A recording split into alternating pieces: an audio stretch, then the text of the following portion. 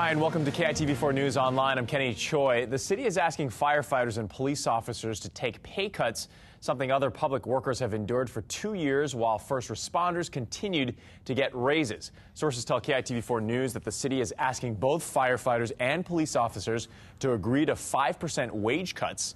Sources familiar with the negotiations also say that the city has not raised the possibility of layoffs for firefighters or police officers, something that's actually happening on the mainland. Some fire stations have been shut down. Some police officers have been laid off. All of those things have occurred. Certainly, that's the last thing in the world we want to see happen. Sources say that the firefighters' union's biggest sticking points are management rights, like staffing issues, rather than the city's attempt to cut its nearly 1,100 members' wages by 5%. Now, a source close to the negotiations also says that SHOPO, the police union, is asking for no raise instead of the 5% salary reduction that the city is proposing for the police officers. Honolulu Mayor Peter Carlisle has vetoed 2 city council bills for the budget of the new Honolulu Authority for Rapid Transportation, known as HART. The mayor says that the city council overstepped its power in passing budget bills for the rail transit panel because voters approved a charter amendment that gave the HART board the power to control its own funds. Carlisle says that the voters approved the measure to set up the semi-autonomous panel that will hire an executive director for rail transit, removing some power from politicians. Council members are expected to override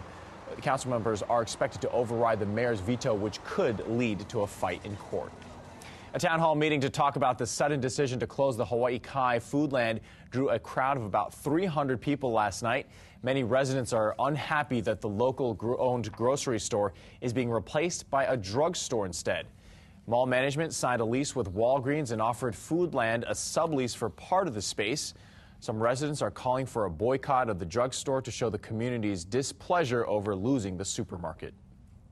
We'll boycott Walgreens. We'll boycott anything else that they move in there. Let them eat Band-Aids. That's kind of the attitude that pervades this whole business transaction. Foodland CEO Janai Wall thanked the community for its support. The company plans to close the store on July 10th. Tougher graduation requirements are a step closer to becoming reality for Hawaii's public high school students. Yesterday, a Board of Education committee approved a proposal that requires students taking 4 English credits, 2 science lab classes, 3 math credits, including algebra and geometry, increasing electives from 6 to 7. But they will reduce social studies credits from 4 to 3. The changes would start with the class of 2016. The proposal now moves to a vote by the full board on August 2nd. And we have an update on the dangling trees above the Pali Highway we told you about yesterday morning. The State Department of Transportation took action after we first reported the problem. A tree expert looked at them and determined that they do not pose an immediate threat, but a spokesman says that the department will schedule the trees for removal in the next 2 to 3 weeks. Talking about trees is one thing, but I like to talk about the big surf that is here, this big swell. That's right. You know, we have a high surf advisory out there, folks. So this is going to continue through tomorrow evening for all south-facing shores. We've been getting some pretty good sets coming through.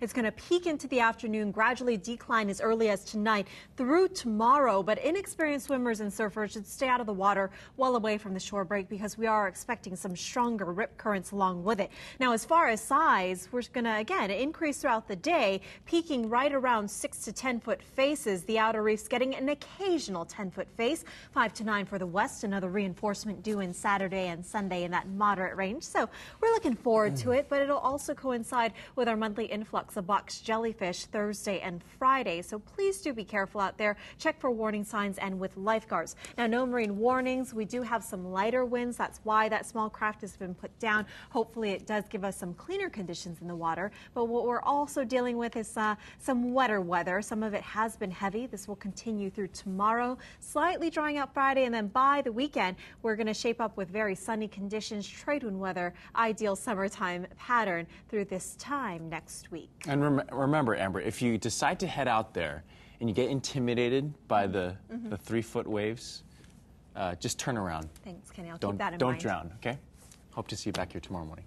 Thanks for watching KITV4 News Online. We're constantly updating the website, so look for news stories later this afternoon and on KITV4 News at 5, 6, and 10. Enjoy the surf, everyone. We'll see you. Stay safe. Have a great day.